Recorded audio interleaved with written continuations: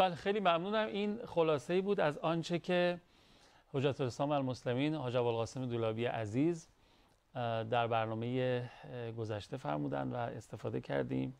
یادم میاد فرمودن که هر کس که انس با قرآن بگیره، همنشین با قرآن باشه و آموزه های قرآنی رو سر لوح زندگیش قرار بده، حتما اهل استقامت و در نتیجه پیروزی و موفقیت تو مسیر زندگیش هست. امشب شام ولادت عزیزی است که کلا اگه بخوام استقامت رو یک انسان در نظر بگیریم، به نظرم اون انسان حضرت زینب کبرا است حتما سلام الله علیها، و اینکه هم ایشون معلم قرآن بودن و دیگه استقامت هم که از سر و روشون میباره و هویداست. اجازه بدید شام ولادتشون رو به آقای ابوالقاسم عزیزم تبریک بگم. آقا سلام، خیر مقدم. علیکم السلام و رحمت الله. بسم الله الرحمن الرحیم. منم تبریک عرض میکنم خدمت شما و همه بینندگان عزیز. اگرچه یه چند ساعتی هم گذشته از روز میلاد، ولی خب شادی میلاد حضرت زینب سلام الله علیها باید تا چند روز کام انسان رو شیرین بکنه. این بانوی بزرگواری که حقیقتاً تجسم استقامت، بردباری، صبر، پیروزی حق در برابر باطل، پیروزی نور در برابر ظلمت و پیروزی خون در برابر شمشیر بود. انشاءالله خدای متعال ما رو قدردان این بانوی بزرگوار و فرزندان پاکش و همه اهل بیت عصمت و طهارت علیهم السلام قرار بده. الهی آمین انشاءالله به دعای خیر شما. آره برام جالب بود چون تأکیدتون روی این بود جلسه قبل که انس با قرآن، برگرفتن از آموزه‌های قرآنی حتما استقامت رو در پی داره. ایشون خودشون معلم قرآن بودن و مأنوس با قرآن کریم و خب دیگه خاندان عصمت، و بعدش هم که این استقامت مثال زدنی که به نظرم استقامت ایشون در طول تاریخ از قبل اتفاق کربلا و بعد یه تعریف جدیدی پیدا کرد. اصلا استقامت با اون اوج فجایعی که اتفاق افتاد و ایشان مثل کوه ایستادن حضرت جبل الصبر. هر جا سلام میدونین شروع بفرمایید و خلاصه برنامه رو مردم دیدن هفته گذشته رو در ادامه در خدمتتون هست. بله ما حالا در موضوع استقامت و مقاومت مطلب بسیار داریم. ما یک سوالی که مطرح میشه اینه که آقا چرا ما همیشه باید در حال مقاومت باشیم؟ چه در واقع دلیلی وجود داره که ما همواره مثل اینکه یک کسی میخواد یه ضربه‌ای بهمون بزنه و ما باید مراقب باشیم که نخوریم؟ کی خلاص میشیم بالاخره؟ کی خلاص میشیم؟ اصلا چرا همش گرفتاریم؟ حواسمون باشه همش گرفتاریم، همش باید مقاومت کنیم، صبر کنیم، شکیبایی. جواب اینه که مقاومت معناش اینه که شما دشمن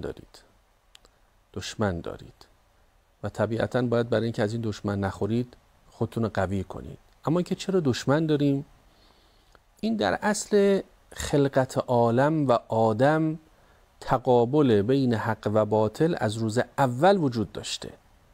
اصلا عالم رو خدا این گونه آفریده و در دل این مقاومت و در دل این استقامت هست که آدم‌ها رو به کمال میرسونه و آدم‌ها بزرگ میشن. شما یاد کردید از بیبی بزرگواران حضرت زینب سلام الله علیها. خب من فکر میکنم شاید در زمان زندگی و حیات ایشون بانوانی همسن و سال ایشون هزاران بودن، شاید ده ها هزار بودن، اما تاریخ کدامی که از این ده ها یا صدها هزار بانو رو به یاد داره؟ حضرت زینب رو به یاد داره.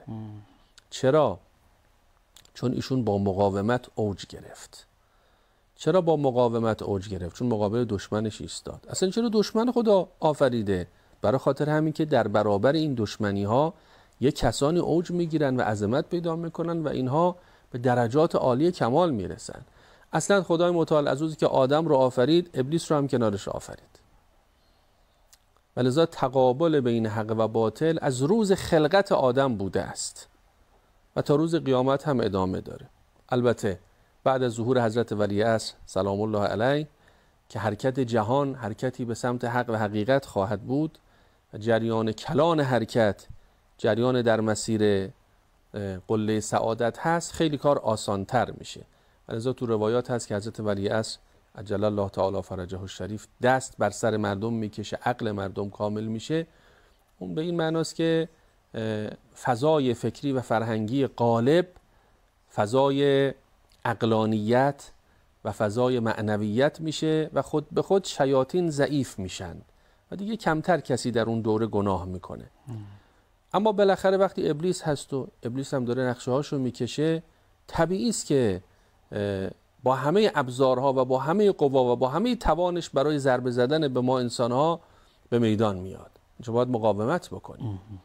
حالا من اشاره بکنم با آیات سوره بقره که خدای متعال در همون آیات وقتی خلقت انسان رو بیان میکنه، این سرنخ و دست آدم میده و خلاصه این تنبه رو به آدم میدهد که حواست باشه تو دشمن داری ها. وقتی خدا آدم رو آفرید به ملائکه فرمود من میخوام یک خلیفه داشته باشم. و اذ قال ربک للملائکة انی جاعل فی الارض خلیفة.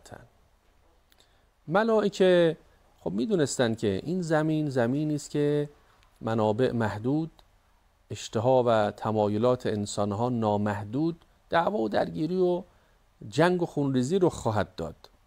قالوا اتجعل فیها من یفسد فیها و یسفک الدماء.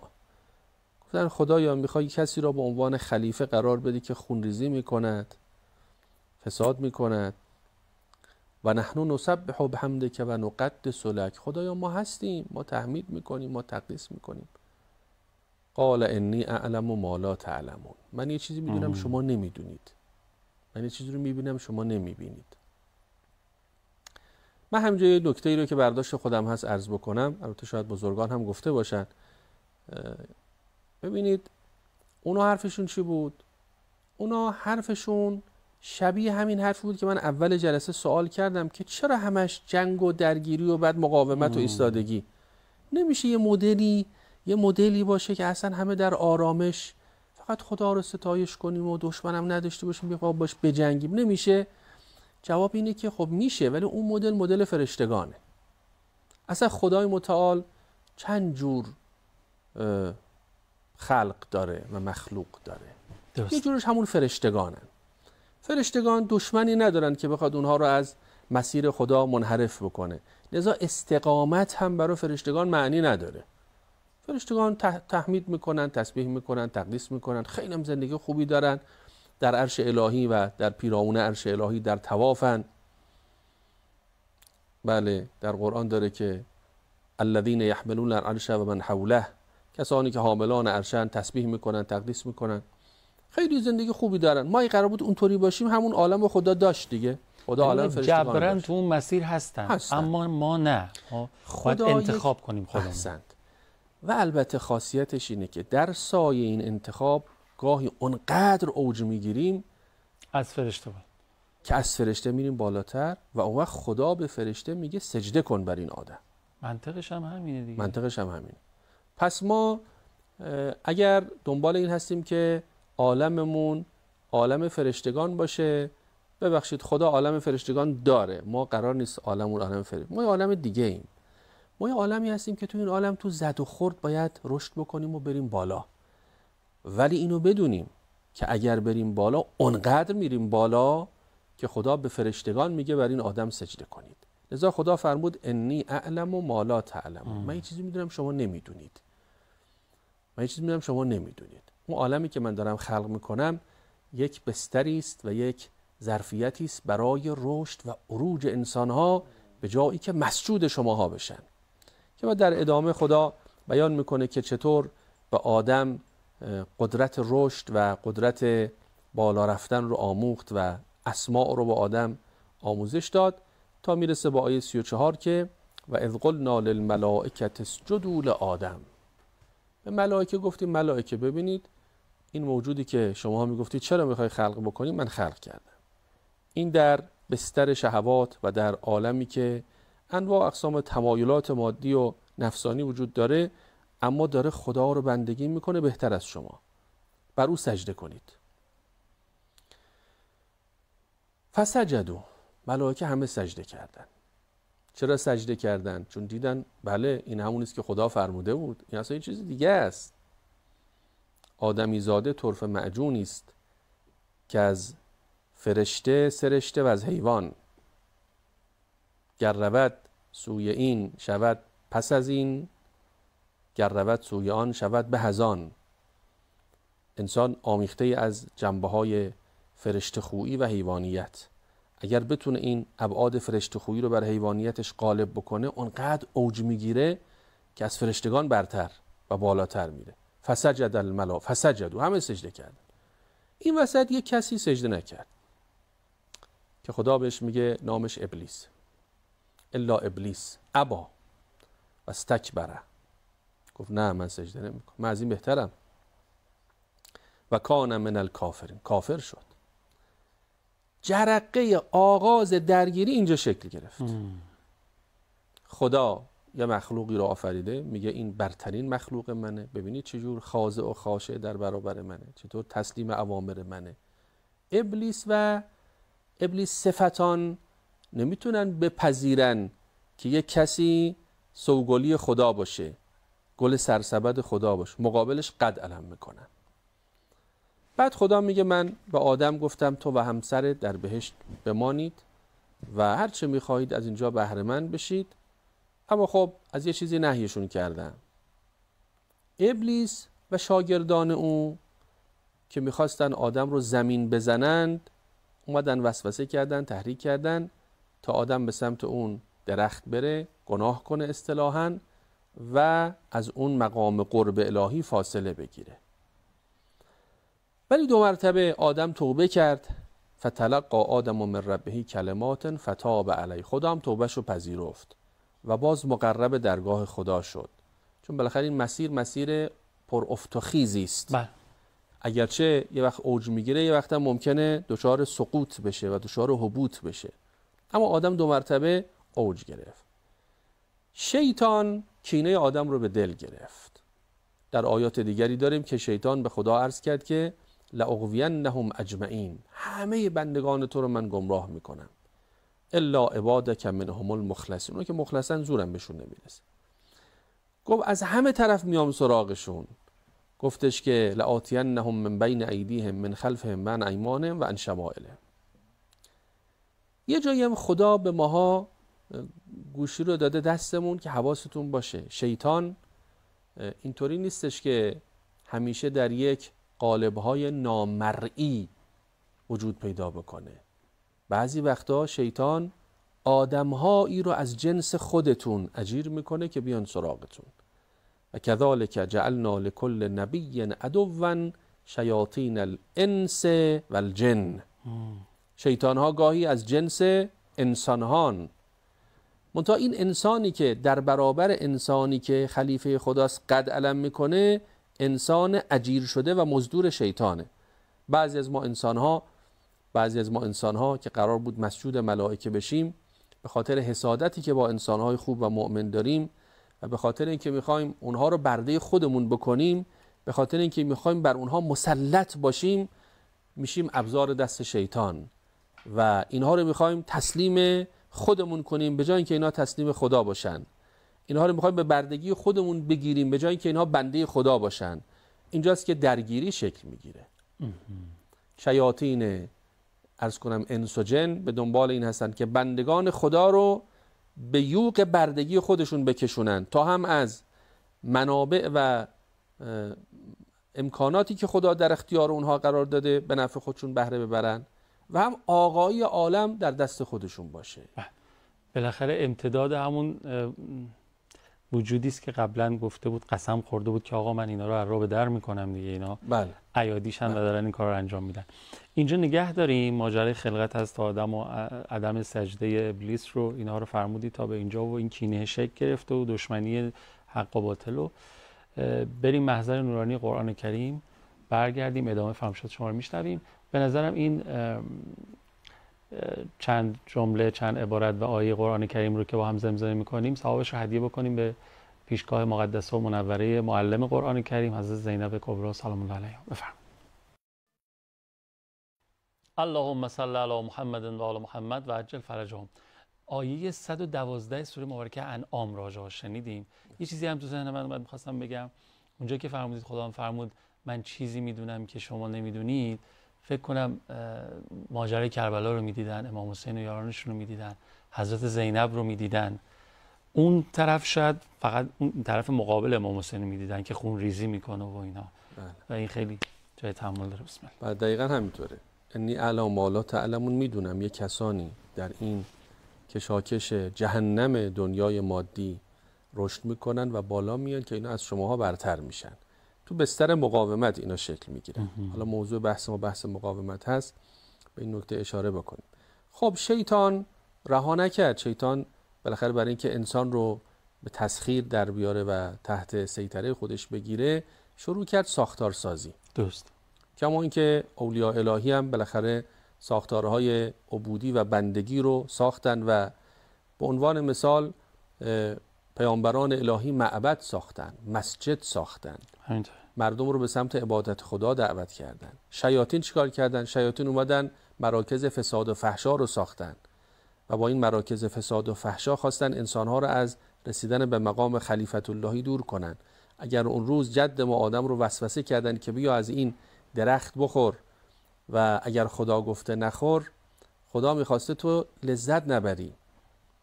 ما نهاکما ربکما عن هذه الشجره الا ان تکونا ملکین. خدا نمیخواسته تو شاه بشی، نمیخواسته تو سلطان باشی. بیا گوش به حرف ما بده، بیا تو این مرکز فساد، بیا تو این چه میدونم کلاب، تو این پارتی، تو این مراکز خاصی که حالا برای اغوای جوانها ساخت، بیا اینجا ببین چه لذتی داره. شاه میشی، سلطان میشی، اینجا خلاصه لذت میبری، در یک خلسه ای فرو میری که همه قصات از یادت میبری.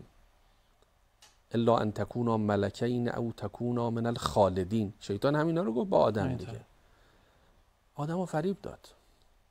شیاطین امروز بسیار پیشرفته تر با ساختارهای کلان و با تمدنی که پدید آوردن، یک تمدن شیطانی تمام عیار تو عالم ایجاد کردن و با این تمدن شیطانی به دنبال تحقق همون هدف روز اول ابلیسن، فریب آدم. فریب آدم و به بردگی گرفتن آدم. به بردگی گرفتنم مقدمه‌ای برای فریبه، اینو بدونیم. چرا میخوان به بردگی بگیرن؟ چون میبینن اگه اون مستقل باشه گوش به حرفشون نمیده. برای اینکه گوش به حرف اینها بده باید بیا زیر سیطره اینها. لذا سیطره رسانه‌ای خودشون رو توسعه میدن، شبکه‌های ماهواره‌ای، فضای مجازی، تمام اون چیزی که شما دارید مشاهده میکنید از فضای مجازی و غیر مجازی و چند هزار کانال‌های ماهواره‌ای که دارن پمپاژ انحراف و پمپاژ افکار مسموم و سبک زندگی مسموم و شیطانی میکنن، اینها همه در امتداد همون حرکت ابلیسن که لأغوینهم اجمعین. اینجا چیکار باید کرد؟ اینجا باید استقامت ورزید.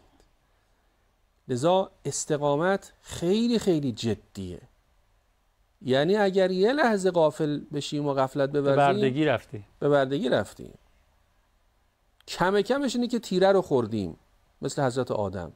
حضرت آدم به بردگی نرفت، زود متوجه شد، زود داشت میخورد زمین، زود بلند شد سر پا ایستاد. کم کمش اینه که زمین میخوریم. خدا نکنه که بعضی از ماها اونقدر در این مسیر از جبهه انبیا فاصله بگیریم که بشیم سرباز اونها. بشیم سرباز اونها. ولذا خدا در سوره اسراء داره که خطاب به ابلیس میگه که واستفزز من استطعت منهم بصوتک. من به تو اجازه دادم، برو این فضا رو برات فراهم کردم. عالم زد و خورده. هر کس رو میتونی با صدای خودت به حرکت در بیار، با ماهوارهات، با فضای مجازی، با بلندگوهات، با فیلمهات. الان خیلی‌ها تو فضای مجازی شاید بندگان خدا خودشون هم ندونن ولی دارن سربازی میکنن، باطل رو میکنن. بله. بعد میگه و اجلب علیهم بخیلک و رجلک. با سوار نظام و پیاده نظامت به سمت اینا حمله ور شو. که امروز داریم میبینیم در فلسطین سوار نظام و پیاده نظام شیطان در حال حرکت به سمت بندگان خدا و به سمت مسلمانان مظلومن. بعد میگه و شارکهم فی الاموال و الاولاد. اموال اینا رو تصاحب کن. شیطان گاهی در اموال با ما شریک میشه. اگر خدای نکرده مال ما مال حرام باشه، بخشی از این مال حرام مال شیطانه. اگر کسی حالا در کارش کم گذاشت و بالاخره حق مطلب رو ادا نکرد و پولی رو دریافت کرد، بخشی از این پول مال اون نیست، مال شیطان اومده تو زندگی او. طبیعتاً تصمیم گیره برای این پولم شیطانه. ولازم یه دفعه می‌بینی پولش رو برای خرج یه چیزایی میکنه که بعد خودش هم فکر میکنه من چرا این کاری کردم؟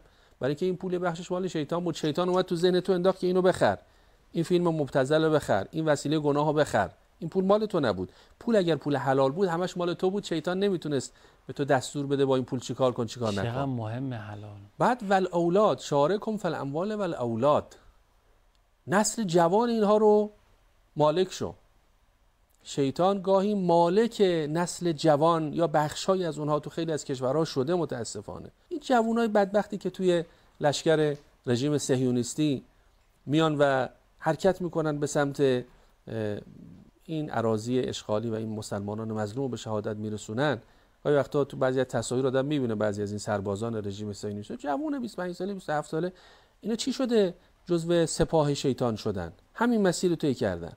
اول با چشم و گوششون به سمت تعالیم شیطان توجه کردن، بعد از این آرام آرام مالشون و عرض کنم که فرزندانشون در اختیار سپاه شیطان قرار گرفت. شیطان میاد آرام آرام انسانها رو از خود میکنه. خب تو این شرایط باید مقاومت کرد. اولا باید مقاومت که شیطان ما رو از خود نکنه. باید مقاومت کنیم شیطان اموال ما رو تصاحب نکنه و در اموال با ما شریک نشه. باید مراقبت کنیم شیطان در دستگاه ادراکی ما تصرف نکنه. این جنگ شناختی که حضرت آقا بارها فرمودن، شیطان داره در دستگاه ادراکی جوانان ما تصرف میکنه. بعد از اینها باید مراقبت بکنیم و مقاومت بکنیم در برابر سپاه شیطان که به ما هجمه میکنن. مقابل اونها باید بایستیم. اگر این اتفاق بیفته در نهایت اسوه‌هایی مثل زینب کبری سلام الله علیها در این میدان جنگ پدید میان که اینها میشن الگوی برای بشریت. اینا میشن الگوی استقامت و مقاومت برای بشریت. اگر انشالله خدا عنایت بکنه بتونیم مقابل شیطان بایستیم، ما اسوه و الگو برای جهانیان خواهیم شد. من یه جمله رو از امام آماده کردم، اگر اجازه بدید این جمله رو بخونم. بفرمایید. اجازه ما دست امام فرمودن جنگ ما جنگ حق و باطل بود و تمام شدنی نیست. جنگ ما جنگ فقر و غنا بود. جنگ ما جنگ ایمان و رسالت بود. این جنگ از آدم تا ختم زندگی وجود دارد. چه کوته نظرن آنهایی که خیال میکنن چون ما در جبهه با آرمان نهایی نرسیده ایم پس شهادت و رشادت و ایثار و از خودگذشتگی و صلابت بیفایده است، در حالی که صدای اسلام خواهی آفریقا از جنگ 8 ساله ماست. علاقه به اسلام شناسی مردم امریکا و اروپا و آسیا و افریقا یعنی در کل جهان از جنگ 8 ساله ماست. این مقاومت ها نتیجه میده. مقاومت ملت ایران نتیجه داده است. امروز انصارالله تولید شده است. امروز حزب الله لبنان تولید شده است. امروز الهشت الشعبی در عراق تولید شده است. امروز عرض کنم که لشکر فاطمیون در افغانستان ایجاد شده است. و امروز شما میبینید جبهه مقاومت در سرتاسر جهان اسوه و الگوی خودشون رو مردان مقاوم ایران از جمله اونها سردار پر افتخار دلها شهید بزرگوار قاسم سلیمانی رویشون شاد. همش یه فعال رسانه‌ای صهیونیستی پست گذاشته بود توی فضای مجازی، خیلی جالبه. این میگه که صبر کن ببینم، من یه ذره که فکر میکنم میبینم آمریکا و انگلیس و نمیدونم فرانسه و آلمان و چندین کشور ابرقدرت دنیا دارن کمک میکنن به اسرائیل که پیشرفته ترین تجهیزات نظامی و فلانی حرفا. بعد آب و قطع کردن، برق و قطع کردن، محاصره کردن، تحریم کردن، اما هم اذعان میکنن که فعلا هنوز بازنده باز اسرائیل. این منو فقط به یه نتیجه میرسونه که خدا با اوناست، خدا با حماسه، یه گروه کوچیک در مقابل چند کشور. پس معلوم میشه خدا با اوناست. بعد بشینیم فکر کنیم چرا خدا با اوناست. خب چراش همین الان شما فرمودید دیگه. اونها همونجوری که خدا با امام حسین اون گروه اندک بود و در طول تاریخ. آقا خیلی ممنونم استفاده کردیم. اجرتون با صاحب قرآن کردید. مراقب خودتون باشین. 162 رو فراموش نکنید. شما روابط عمومی سازمان اظهار نظر بفرمایید. یه بار دیگه هم شام ولادت از زینب رو به همه شما مخصوصا پرستاران عزیز و اهل صبر و شکیبایی تبریک و تهنیت و شاد باش عرض میکنم. التماس دعا